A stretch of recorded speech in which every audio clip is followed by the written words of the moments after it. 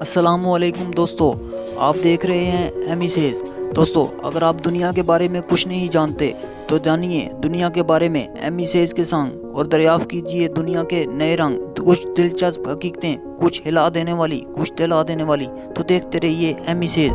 دوستو، آپ نے مرغیاں اور مرغے تو بہت دیکھے ہوں گے، لیکن آپ نے کبھی سر کٹا ہوا مرغا نہیں دیکھا ہوگا۔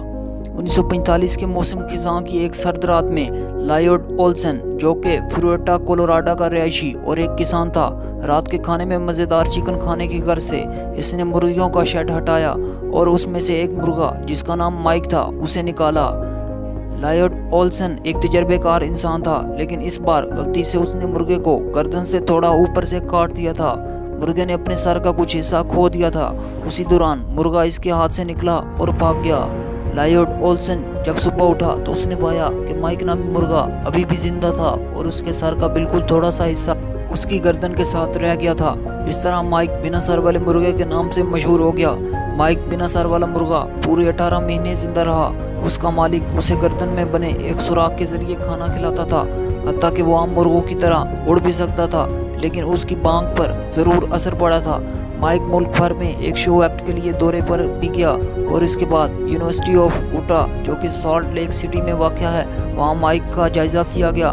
بالآخر بنا سر والا مرغا مائک 1947 کے مارچ میں مر گیا۔ یہ سردیوں کی ایک شام تھی جب اسے دفن کیا گیا۔ اس کے بعد مائک کے مالک نے اس کی یاد کو خوشی سے منایا۔ مائک کے زندہ رہنے کی وجہ کیا تھی؟ ڈاکٹر ٹام سملڈرز، جو کہ the centre of behaviour and evolution at Newcastle university میں مرغیوں کے ماہر ڈاکٹر ہیں، ان کا کہنا تھا کہ مائک کے زندہ رہنے کی ایک بڑی وجہ یہ بھی تھی کہ اس کا خون نہیں بہا تھا۔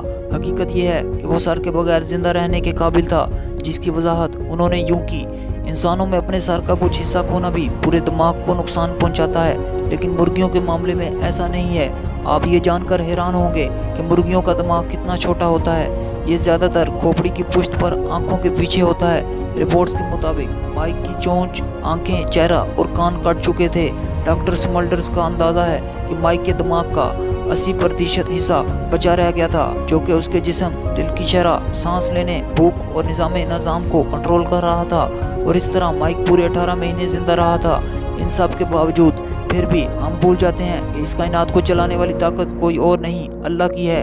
یہ حیران کن واقعہ اللہ تعالیٰ کی قدرت اور کرشموں کا بہترین ثبوت ہے۔ تو دوستو، امید ہے آپ کو آج کی ویڈیو اچھی لگی ہوگی۔ اس طرح کی مزید ویڈیوز کے لیے ایمی سیز کو سبسکرائب کر دیں اور ساتھ ہی بیل کے آئیکن کو پریس کر دیں، تاکہ ہر آنے والی ویڈیو کے لیے آپ اپڈیٹ رہ سکیں۔